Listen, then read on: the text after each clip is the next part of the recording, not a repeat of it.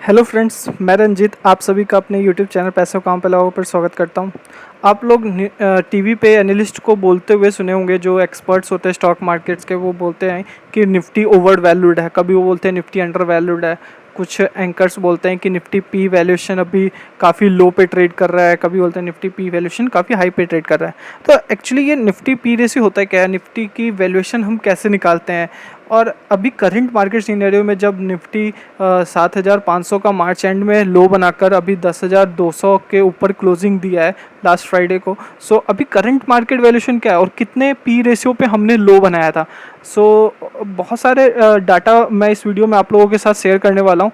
मैंने 1999 से लेकर 2020 मार्च एंड तक का डाटा यहाँ पे लेकर आया हूँ। करंट डिटेल डाटा नहीं है, बट करंट डाटा भी कुछ शेयर करूंगा मैं आपके साथ। और मैं आप इस वीडियो में समझाने की कोशिश करूंगा कि आप बहुत लोग बोलते हैं कि मैं लॉन्ग टर्म इन्वेस्टमेंट कर रहा हूं, मैं 5 साल से इन्वेस्टेड हूं, बट मुझे रिटर्न्स अच्छे नहीं मिल रहे हैं। ना म्यूचुअल फंड में नहीं, मैंने निफ्टी ETF में लगाए या स्टॉक्स में लगाए, मुझे रिटर्न्स अच्छे नहीं मिल रहे हैं। तो उसका रीज़न सिंपल ये होता है कि market 80% of time over value trade करता है। 80 नहीं, मतलब 75% या 60% बोल सकते हो ओवर वैल्यू ट्रेड करता है या फेयरली वैल्यू ट्रेड करता है। अट्रैक्टिव वैल्यूएशन या एक्सट्रीमली अट्रैक्टिव वैल्यूएशन पे मार्केट बहुत रेयरली जाता है। सो आपको कैसे प्लानिंग करनी चाहिए कि यार मुझे जब अट्रैक्टिव पे ट्रेड करे तब मैं ज़्यादा इन्वेस्ट करूं, और जब ओवर वैल्यू ट्रेड करे तो मैं कम इन्वेस्ट करूं, या मैं थोड़ी प्रॉफिट बुकिंग कब करनी चाहिए। लोग बोलते हैं यार कुछ शेयर्स हैं जो 100 रुपया 200 रुपया तक गए थे, मैं उस समय निकला नहीं, अब वो 50 आ गए, मुझे निकल जाना चाहिए था। तो वो कैसे आप पता कर सकते हो कब निकलना है, कब और इन्वेस्ट करना है, कब पार्सली प्रॉफिट बुकिंग करना है, कितने % बुक करना है, ये सब मैं समझाने की कोशिश करूँगा इस वीडियो में। कुछ डिस्क्लेमर दे देता हूँ, ये वीडियो बस एजुकेशनल पर्पस है। अगर आप इस चैनल पे न्यू है तो मैं इस चैनल पे investment, stock market, mutual fund, insurance and other personal finance related topics पे वीडियोस बनाता हूँ। अगर आपको इन टॉपिक्स में इंटरेस्ट है तो आप इस चैनल को ज़रूर सब्सक्राइब करें। मैं और भी कई सारे टॉपिक्स पे, जैसे मैं ETF और ट्रेडिंग कैसे करनी है, और स्टॉक मार्केट के basics, candlestick, technical analysis, fundamental analysis, इन सब पे बहुत सारे वीडियोस बनाने वाला हूँ। सो आप इस चैनल को सब्सक्राइब जरूर करो, नोटिफिकेशन बेल भी दबा दें, क्योंकि घंटे दबाने से आपको नोटिफिकेशन मिलता है। आप इस तरह के आइडियाज़ जो होते हैं, मान लो कुछ ऐसा इन्वेस्टमेंट आइडिया हो तो आपको सबसे पहले मिलेगी। सो आप ज़रूर दबाएँ। So let start this video. मैंने पिछला एक वीडियो बनाया था कि व्हाट इज़ पी रेशियो, इसका मैं लिंक ऊपर डिस्क्रिप्शन बॉक्स में डाल दूँगा। और सिर्फ पी रेशियो से हम मार्केट के एग्जैक्ट वैल्यूएशन कभी भी पता नहीं कर सकते। हमें कुछ और रेशियोज चाहिए होते हैं और कुछ हमें डाटा एनालाइज करने होते हैं, तब हम मार्केट ओवर वैल्यूड है या अंडर वैल्यूड है कंफर्म कर सकते हैं। पी रेशियो एक बहुत ही पॉपुलर डाटा है, क्योंकि ये इजीली अवेलेबल है, इसलिए ये पॉपुलर डाटा और काफ़ी अच्छा भी हमें इंडिकेट करता है। सो पी रेशियो होता है क्या, इसके ऊपर मैंने बना रखा है पहले से वीडियो। और बाकी डाटा अगर मैं बताऊं तो market cap to GDP ratio, जिसे हम बफेट इंडिकेटर बोलते हैं, उसका भी वीडियो मैंने ऑलरेडी बना रखा है। सबसे पहला वीडियो मेरे इस चैनल पे वही था, तो आप वो भी देखिएगा। And inflation, interest rate, future growth और ये सब काफ़ी सारे अलग डाटा होते हैं, वो हम किसी और वीडियो में आगे डिस्कस करेंगे। पी रेशियो बेसिकली होता है क्या, मैं समराइज़ कर दूं जो लोग को बिल्कुल नहीं पता। पी रेशियो में हम प्राइस को डिवाइड करते हैं अर्निंग पर शेयर से। अब अर्निंग, आप पूछोगे अर्निंग पर शेयर क्या है। अर्निंग पर शेयर पैड जो होता है, प्रॉफिट आफ्टर टैक्स, उसको हम नंबर ऑफ शेयर से डिवाइड करते हैं। ठीक है, तो कंपनी कितना कमा रही है पर एक शेयर के लिए, वो हम उसे बोलते हैं पी रेशियो। ठीक है, और कितना एक शेयर के लिए कितना कमा रही है उसे EPS बोलते हैं, और उस एक शेयर के लिए हम कितना पैसे दे रहे हैं, कितने टाइम्स पैसे दे रहे हैं, उसको हम पी रेशियो बोलते हैं। सो निफ्टी पी क्या होता है, निफ्टी पी कुछ नहीं होता है। इसमें निफ्टी में आपको पता होगा कि 50 कंपनी है, 50 कंपनियों के हम पी रेशियो निकाल लेते हैं सेम फार्मूला से, उनको एवरेज करते हैं और वो हमारा निफ्टी पी हो जाता है। कैसे निकालना है इस पर हमें कोई टेंशन नहीं लेनी है, NSE की वेबसाइट पे ईजिली अवेलेबल हो जाता है। मैं नीचे लिंक डिस्क्रिप्शन बॉक्स में डाल दूंगा। डेली क्लोजिंग के टाइम पे निफ्टी का पी हमें मिल जाता है, अराउंड शाम को मिलता है, 6 से 8 बजे के आसपास अपडेट हो जाता है वेबसाइट पे। सो निफ्टी पी हमें ढूंढना इजी है, लेकिन हमें कैलकुलेट करना बहुत मुश्किल है। वो एक्सचेंज करती है, उसके लिए हमें टेंशन नहीं लेना। हमें इसे एनालाइज कैसे करना है, हमें इसे डिसीजन कैसे लेना है कि इन्वेस्टमेंट करना है कि नहीं करना है, वो इम्पॉर्टेंट है।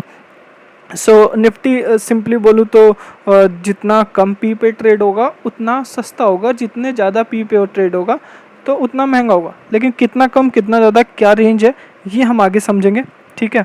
मैंने इस वीडियो में 1999 से लेके 2020 तक के कुछ डाटा को कंबाइन किया है, सो उसके ऊपर भी मैं आऊँगा।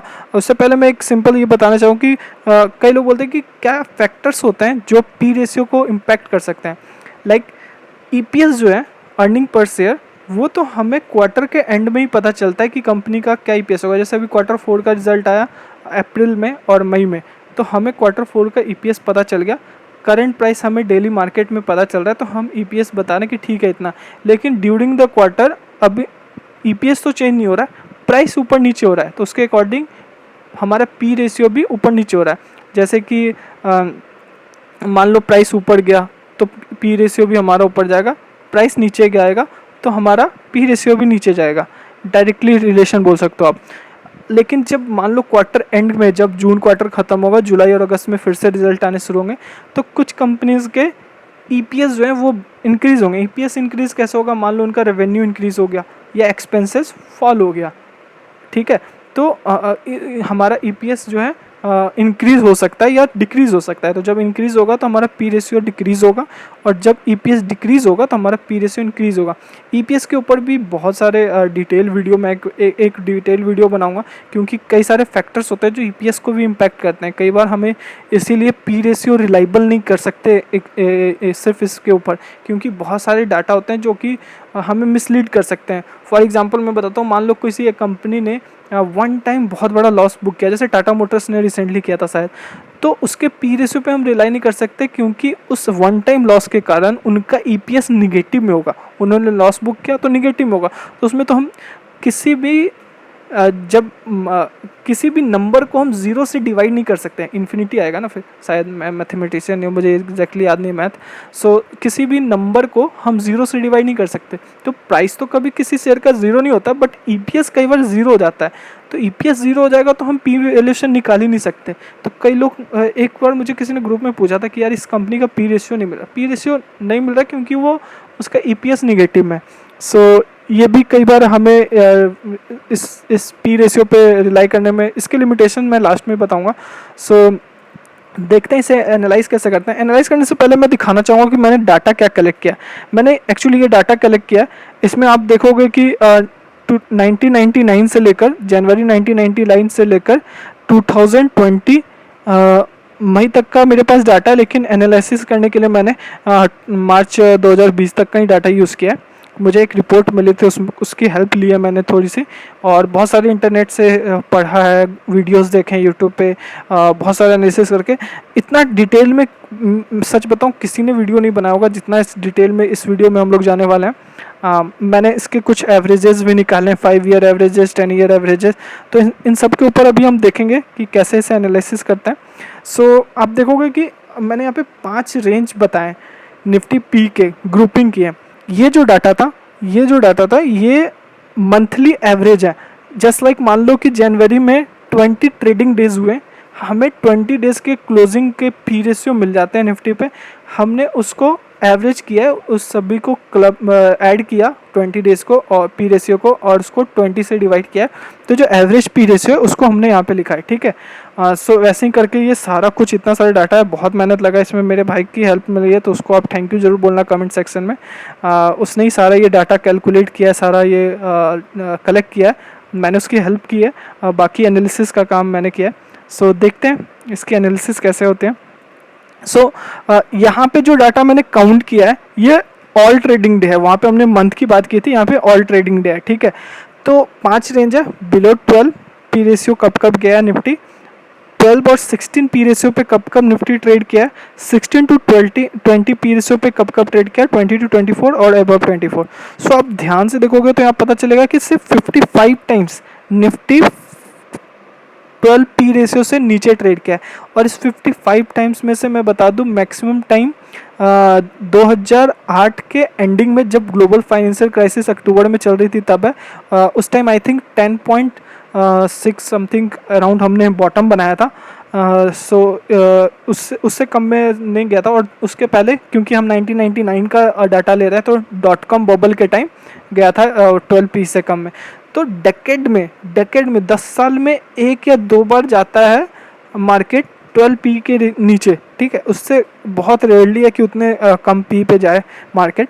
और 12 to 16 पी रेशियो पे मार्केट 19.5% ऑलमोस्ट 20% टाइम्स ट्रेड किया है। ऐसे हम एट्रैक्टिव वैल्यूएशन बोल सकते हैं। और बिलो 12 एक्सट्रीमली एट्रैक्टिव बोल सकते हैं। इसके ऊपर भी मैं डिटेल आऊँगा कि किसको एट्रैक्टिव, ये मेरा पॉइंट ऑफ व्यू थोड़ा चेंज हो सकता है आगे वीडियो में। सो 16 और 20 पी रेशियो को हम बोलते हैं फेयरली वैल्यूड, कि हाँ इतने पे फेयरली वैल्यूड है। और आप देखोगे मैक्सिमम टाइम मार्केट यहीं पे ट्रेड किया है। 20 एंड 24 पे ओवर वैल्यूड है और 24 के ऊपर हम एक्सट्रीमली ओवर वैल्यूड बोलते हैं।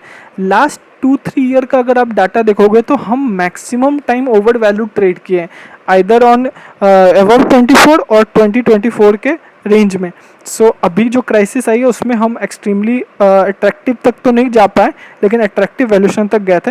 और करेंटली अभी कहाँ ट्रेड कर रहे हैं ये भी मैं आगे बताऊंगा। सो आई थिंक ये सबको क्लियर हो गया होगा। आप इसको पॉज करके देख भी सकते हो अच्छे से। सो मैंने ट्राई किया कि अगर मान लो किसी ने 12 पी के नीचे अगर जब मार्केट था तब किसी ने इन्वेस्ट किया होता तो उसको 3 साल 5 साल और 10 साल में कितना रिटर्न मिलता। और मान लो जब ओवर वैल्यूड था उस समय अगर किसी ने इन्वेस्टमेंट किया होता तो उसको नेक्स्ट 3 साल 5 साल और 10 साल में कितना रिटर्न मिलता। तो ये मैंने अलग अलग पी वैल्यूएशन के रेंज में अलग अलग इन्वेस्टमेंट करके ये रिटर्न निकालने की कोशिश किया। सो आप यहाँ पे ध्यान से देखोगे तो अगर मान लो किसी ने बिलो 12 पी जब मार्केट ट्रेड कर रहा हो और उसने 3 साल तक के लिए भी इन्वेस्टमेंट किया तो उसमें 52% का रिटर्न मिल रहा है, ठीक है। और 5 साल के लिए अगर वो इन्वेस्टेड रहता है तो 29 पॉइंट, ये CAGR रिटर्न है, कंपाउंडेड एनुअल जनरल रिटर्न, ठीक है। तो इसके ऊपर भी आई थिंक सबको पता होगा क्या होता है CAGR। और नहीं पता होगा तो मुझे कमेंट सेक्शन में बताना, मैं इसके ऊपर नेक्स्ट वीडियो बना दूंगा।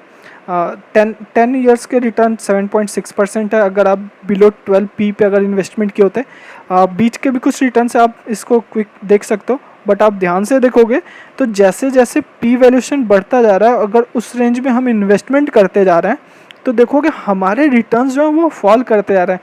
इनफैक्ट अगर मैं 12-24 पी पे इन्वेस्टमेंट करता हूँ और 3 साल के लिए भी इन्वेस्टेड रहता हूँ तो मेरा नेगेटिव रिटर्न रहता है। और अगर मैं 5 साल के लिए लॉन्ग टर्म इन्वेस्टमेंट, 3 साल से ज़्यादा जब भी हम इन्वेस्ट करते हैं तो हमें लॉन्ग टर्म बोलते हैं। सो 5 साल के लिए जब इन्वेस्ट कर रहे हैं तब भी हमें 3.9% इतना तो हमें सेविंग अकाउंट में मिल जाता है भाई। प्लस 10 ईयर के लिए अगर हम इन्वेस्ट करते हैं तो उसमें 12.3% अराउंड मिल रहा है। FD से थोड़ा ज़्यादा डेब्ट फंड में इतना आराम से हमें मिल सकता है। सो कहोगे यार 10 साल में भी इतना कम रिटर्न, तो यही रीज़न है कि लोगों को रिटर्न कम क्यों दिखते हैं।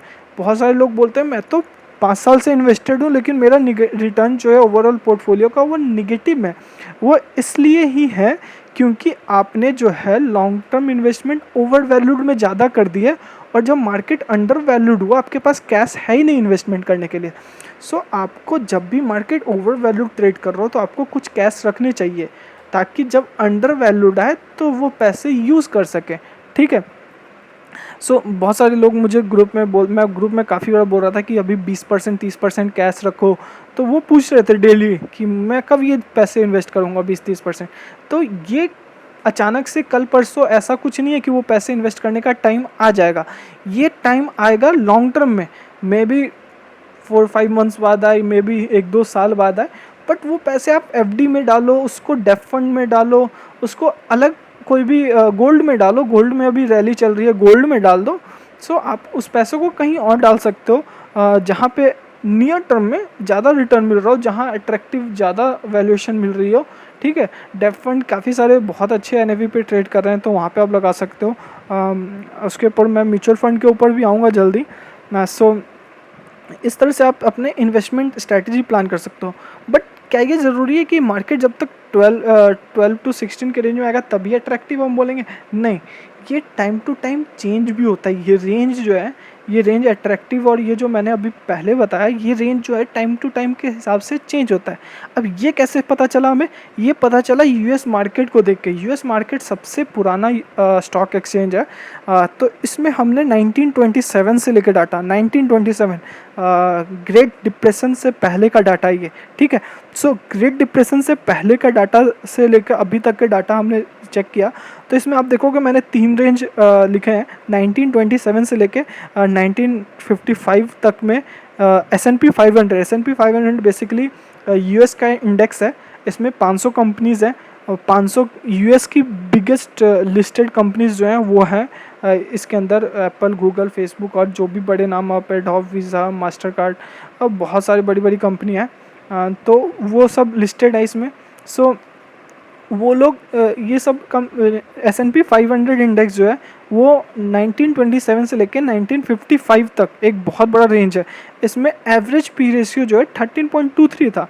बट नेक्स्ट आप देखोगे 1956 से लेकर 1955 तक 14.89 15 के आसपास का पी रेशियो पे मार्केट ट्रेड कर रहा था S&P 500 इंडेक्स। फिर 1996 से लेके 2010 जो रिसेंट टर्म है इसका पी रेशियो एवरेज जो है वो 26 का है। 14 से लगभग 15 से direct 26, almost double P average हमारा हो गया। एवरेज पी देख लो कितना तेज़ी से ग्रो किया है लास्ट कुछ सालों में। सो क्या होता है ना कि जैसे जैसे इकोनॉमी ग्रो करती है, जैसे जैसे इकोनॉमी डेवलपिंग से डेवलप्ड होती है, तो मार्केट भी हमारा हाई पी वैल्यूएशन देता है, ठीक है। तो इसलिए हम उस रेंज को भी धीरे धीरे शिफ्ट करते हैं। वो कैसे करते हैं, इंडियन मार्केट का क्या भी रेंज होना चाहिए वो मैं आगे बताऊंगा। यहाँ पे कुछ और डाटा मैंने रखे हैं कि एवरेज 1927 से कितना 17.14 पी है, मिनिमम 5.91 गया था जून 1949 में। एक रिसेशन था यहाँ पे भी, एक छोटा सा ग्रेट डिप्रेशन के बाद एक बड़ा रिसेशन यहीं पे आया था। अगर किसी ने वॉरेन बफेट की बुक पढ़ी है तो इसके बारे में काफ़ी कुछ बताया उन्होंने। फिर मैक्सिमम गई थी 123.73, मतलब सोच सकते हो 123.73 2009 में गया था। सो यहाँ थोड़ा टेक्निकल चीज़ें, ये डिटेल में जब आप पी के बारे में समझोगे तो यहाँ पे समझ जाओगे हुआ क्या होगा, क्योंकि यहाँ पे रिसेशन चल रहा होगा। 2008 का रिसेशन ख़त्म होने वाला था। सो आइए हम देखते हैं और क्या क्या है। ये मैंने बेसिकली यहाँ पे एवरेजिंग कुछ लगाए मैंने। यहाँ पे क्या क्या कि ये जो डाटा हमारा था इसको मैंने सम किया, पूरे 12 महीने का सम किया, जो भी जनवरी से लेकर दिसंबर का एवरेज पी रेशियो था उसको सम किया, उसको डिवाइड किया 12 से, तो हमारा एवरेज 12 मंथ में पर ईयर कितने पी पे ट्रेड किया निफ्टी वो मिल गया। फिर 5 ईयर में एवरेज कितने पे ट्रेड किया है वो हमने निकाला 5 ईयर में, और प्लस 10 ईयर का भी नेक्स्ट रो में मैंने निकालने की कोशिश की है। तो 5 ईयर का एक रेंज बनाया और 10 ईयर का रेंज बनाया, तो वही मैंने यहाँ पे प्रेजेंट किया है कि आप देखोगे 2000 से लेके 2004 तक एवरेज पी रेशियो जो था 17.808 था। 2005 से लेके 2009 तक एवरेज पी रेशियो 18.51 था, और ये पूरे 10 ईयर का जो पी रेशियो था एवरेज वो 17.80 था। और नेक्स्ट 5 ईयर का देखूं तो 2001 से लेकर 2014 तक 19.68 पी रेशियो पे हम ट्रेड कर रहे थे, और 2015 से लेकर 2019 एंड तक 24.57। आप देख रहे हो कैसे कैसे हर 5 साल का एवरेज हमारा इंक्रीज करते गया। 17 से लेकर 18, 18 से 19, 19 से 24.57। सो 19 से लेकर 24.57 एक काफ़ी बड़ा जंप है। क्यों जंप है? क्योंकि इस समय हमारी इकनॉमी बहुत तेज़ी से ग्रो कर रही थी। अगर किसी ने इकनॉमी के बारे में थोड़ा रिसर्च किया होगा तो देखा होगा 2014 के बाद इकनॉमी अलग ही लेवल पे ग्रो कर रही थी। 2018 के बाद से हम थोड़ा डिक्लाइन कर रहे हैं ग्रोथ में, बट वो इकोनॉमिक साइकिल है, ऐसा होता है, नॉर्मल है। अभी तो कोविड के कारण अलग ही रिसेशन में हम लोग जा सकते हैं, अभी कुछ पता नहीं है मुझे। सो ये बेसिकली मैं इन्फॉर्मेशन देने की कोशिश कर रहा था कि एवरेज पी रेशियो जो है वो भी धीरे धीरे टाइम के साथ इंक्रीज होता है। तो हमारा अभी रिसेंट का 5 ईयर एवरेज पी रेशियो 24.7 है, और 10 ईयर का एवरेज पी रेशियो 22.12 है। बेसिकली हम लोग 10 ईयर के एवरेज पे ज़्यादा रिलाई करते हैं, क्योंकि 5 ईयर में कुछ भी क्लियर नहीं हमें पता चलता है मार्केट का। सो मैं कहूँगा कि आप एवरेज पी रेशियो 22.12 22 को मान के चलो। इसके नियर में इन्वेस्टमेंट आपको एग्रेसिवली करना है, मतलब ज़्यादा करना है, और इसके नीचे 22 के नीचे 20, 15, 16, 17, 18 पी पे जब निफ्टी ट्रेड कर रहा हो तो आपको एग्रेसिवली इन्वेस्ट करना है। और जब 25, 26, 27, 28 पे ट्रेड कर रहा हो तो आपको यहाँ पे इन्वेस्टमेंट अवॉइड करना है, और हो सके तो प्रॉफिट बुकिंग करना है जब भी 28 पी के आसपास ट्रेड कर रहा हो, क्योंकि यहाँ पे आप नीचे देख रहे होगे मैक्सिमम पी रेशियो पिछले 20 साल में हमारा जो एवरेज आ रहा था वो 27.8 आ रहा है। और अगर मैं डेली में जाकर अगर मैक्सिमम पी रेशियो बताऊं तो आई थिंक 28 पॉइंट समथिंग आता है। 28 से हम शायद ऊपर नहीं गए, एग्जैक्ट मैंने ध्यान नहीं दिया डेली में, लेकिन ये एवरेज वाला डाटा है। एंड स्टैंडर्ड डेविएशन यहाँ पे 3.7 है। स्टैंडर्ड डेविएशन जिनको नहीं पता मैं शॉर्ट में बता देता हूँ कि जो एवरेज पी रेशियो है 20 ईयर का, इसके ऊपर और इसके नीचे कितना मूवमेंट हो सकता है परसेंटेज में, वो स्टैंडर्ड डेविएशन बताता है। वो मैंने यहाँ पे कैलकुलेट करके बताया। हाँ, ज़्यादा डीप रिसर्च अगर करना चाहते हो तो स्टैंडर्ड डेविएशन का काफ़ी बड़ा यूज़ है, इसके ऊपर मैं कभी और डिटेल में बता दूंगा। सो आप कहोगे ठीक है हमें इस पी पे ज़्यादा इन्वेस्ट करना है, ये ठीक है आपने बता दिया, लेकिन कहाँ इन्वेस्ट करना है? देखो, अगर आपको स्टॉक सेलेक्शन नहीं आता, बिल्कुल आप डरो मत, चुपचाप निफ्टी के ETF में इन्वेस्ट करो ना। आप SIP की तरह हर महीने कुछ कुछ खरीदते रहो, सेविंग कुछ डेप फंड में या FD में रखो। जब भी एक्सट्रीमली ओवर अंडर वैल्यूड लगे मार्केट, तो एक्स्ट्रा क्वांटिटी FD ब्रेक करके डेप फंड रिडीम करके आप ETF में डालो, निफ्टी ETF में। और जब मार्केट ओवर वैल्यू लगे तो थोड़ा प्रॉफिट बुक कर लो, ठीक है, और उसको FD में शिफ्ट कर दो। इस तरह से आप, लेकिन हर महीने कुछ ना कुछ क्वांटिटी बाई करते रहो। हर महीने कुछ क्वांटिटी बाई करना चाहिए, बट एग्रेसिव कब करना चाहिए और प्रॉफिट बुकिंग कम करना चाहिए, वो आप इस पी रेशियो और बाकी डाटा जो है उनके अकॉर्डिंग डिसीजन ले सकते हो। सिर्फ पी रेशियो, मैं फिर से बोल रहा हूँ, रिलायबल नहीं है। और ऊपर मैंने यहाँ पे लिखा भी है, और 19 जून अभी जो आज की शायद 21 हो गया है, और मैं संडे को वीडियो रिकॉर्ड कर रहा हूँ। 19 जून फ्राइडे था, उस दिन मार्केट 10,244 पे क्लोज हुआ है, और मार्केट निफ्टी पी रेशियो 25.49, 25.5 मान लो इस पी पे ट्रेड हो रहा है। तो हम लोग 5 साल के एवरेज, 10 साल के एवरेज से काफ़ी ऊपर है। हाँ, और जैसा मैंने बताया था कि अगर आपको लग रहा है, जैसे इसमें मैंने बताया था कि लग रहा है कि आपको EPS फॉल कर सकते हैं, तो पी रेशियो अगर मान लो कि जून का जब डाटा आएगा, जब जून के रिजल्ट्स आएंगे, तो उसमें EPS तो मोस्ट ऑफ द कंपनीज़ के निफ्टी के जो वो हो सकता है फॉल हो, क्योंकि बिज़नेस अच्छा हुआ नहीं। अप्रैल मई जून लॉकडाउन थे, अभी जून चल रहा है, जून में लॉकडाउन खुला है, but most of the companies अभी भी बिजनेस अच्छे नहीं कर पा रहे, तो मोस्ट प्रोबेबली EPS सबका फॉल होगा।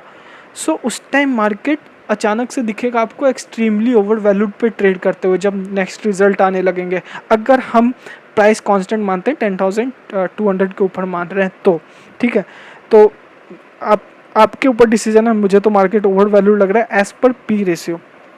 सो अगर आपको लग रहा है कि पी रेशियो नेक्स्ट क्वार्टर जो करंट क्वार्टर है और नेक्स्ट क्वार्टर में इंक्रीज़ कर सकते हैं, तो ये वैल्यू फिर अंडर वैल्यूड आपको लगेगा। वो आपके ऊपर डिपेंड करता है कि आपको क्या लग रहा है, EPS क्या होने वाला है। फॉरवर्ड EPS आपको निकालना होगा उसके लिए। ये मैंने कुछ चार्ट्स लगाए, ये बेसिकली 10 ईयर का एवरेज मैं ट्रेंड लाइन निकालने की कोशिश कर रहा था। सो मैंने सेम डाटा को यूज़ करके यहाँ पे एक ट्रेंड लाइन ड्रॉ करने की कोशिश की है कि 10 ईयर का ट्रेंड लाइन आप देखोगे, ये जो डार्क रेड कलर का है, I don't know exact what colour is this. So ये देखोगे धीरे धीरे ग्रेजुअली जो है थोड़ा ऊपर की ओर शिफ्ट होते जा रहा है। तो ये जो ट्रेंड लाइन 10 ईयर का एवरेज है, ये धीरे धीरे ऊपर जाता है। तो अभी करेंटली ये 22 के आसपास ट्रेड कर रहा है, ठीक है। तो हम मान के चलेंगे कि 22 हमारा फेयरली वैल्यूड वाला, 20 से 22 एक फेयरली वैल्यूड रेंज है, इसके नीचे अंडर वैल्यूड और उसके ऊपर ओवर वैल्यूड, ठीक है। सो ये पर ईयर वाला डाटा है। एंड मैंने मई मंथ का, क्योंकि हमारे पास मई 2020 का एंड तक का डाटा था, तो मैंने इसका भी एवरेज निकालने की कोशिश की। तो हम लोग मई एंड में आई थिंक उस समय निफ्टी 10,000 के नीचे क्लोजिंग हुई थी, एग्जैक्ट नंबर नहीं याद है, बट उस समय हम लोग 21.2 पी पे ट्रेड कर रहे थे। और मार्च 2020 में, 24 मार्च 2020 में जब निफ्टी ने 7,500 के आसपास का लो बनाया था, उस टाइम हम आई थिंक एग्जैक्ट नहीं याद आ रहा, 16 पी पे ट्रेड कर रहे थे, 16 पॉइंट समथिंग पे ट्रेड कर रहे थे। सो हमने लो 16 पी पे बनाया, तो कह सकते हो कि एक्सट्रीमली अंडर वैल्यूड जो रेंज है वो हमारा 15-16 के आसपास अभी है। जो मैं 12 बिलो 12 बोल रहा था, वो कह सकते हो बिलो 15 अभी हम एक्सट्रीमली अंडर वैल्यूड हो जाएंगे। सो 15 से लेकर 20 का रेंज मैं कहूँगा कि एक अट्रैक्टिव रेंज है। तो जब भी निफ्टी 50 से लेकर 20 पे ट्रेड करो, आप वहाँ पे एग्रेसिवली इन्वेस्ट कर सकते हो।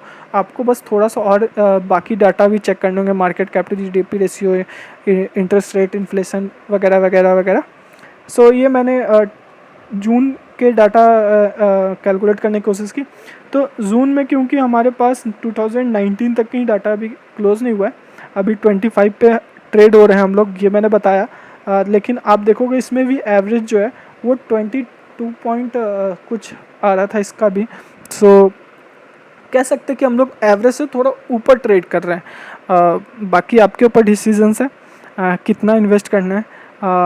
ये कुछ लिमिटेशंस है पी रेशियो के, बेसिकली निफ्टी पी रेशियो के लिमिटेशंस है। और क्योंकि निफ्टी 50 में जो एनएससी हमें डाटा देती है वो स्टैंड अलोन नंबर्स देती है। सिंपली बताऊँ तो स्टैंड अलोन होती है कि जो मतलब जैसे मान लो रिलायंस इंडस्ट्री, तो रिलायंस का जो मेन बिजनेस है उसके नंबर हम कैलकुलेट करेंगे, उसके बाकी सब्सिडरीज हैं उनको हम कैलकुलेट नहीं करेंगे ईपीएस निकालने के लिए। तो फिर हमारा पी रेशियो उसमें रिलायबल नहीं होता। थोड़ा मतलब कि मिस बोल सकते हैं। ये एक लिमिटेशन है, बट देखते हैं कब तक ये एवरेज जो हमने डाटा एनालाइज किया उसमें भी तो स्टैंड अलोन नंबर ही था। सो दूसरा लिमिटेशन है कि निफ्टी 50 में जो कंपनीज़ हैं इसको एनएससी की जो मैनेजमेंट इंडेक्स मैनेजमेंट कमेटी है वो चेंज करते रहती है। जैसा रिसेंटली आपको याद होगा येस बैंक को हटा के श्री सीमेंट को लाया गया था, कुछ टाइम पहले शायद कुछ और कंपनीज़ भी गए थे, याद नहीं मुझे नाम। तो होते रहता है, कभी किसी को एग्जिट मिलता है, किसी को ऐड करता है इंडेक्स मैनेजमेंट कमेटी। तो उसके कारण भी ये डाटा एवरेज जो हम निकाल रहे थे और पास देख रहे थे वो एग्जैक्टली रिलायबल नहीं है, बट हम एक एस्टिमेट निकाल सकते हैं फिर भी। और क्योंकि मैंने बोला कि बाकी डाटा भी हमारे काम का होता है।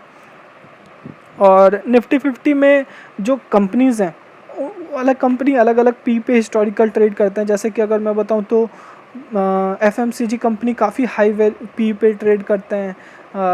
लिकर कंपनी या फिर बैंक्स जो होते हैं वो थोड़े कम पी पे ट्रेड करते हैं। तो अलग अलग सेक्टर जो कंपोजिशन होता है उसके ऊपर भी हमारा पी रेशियो डिफरेंट हो सकता है।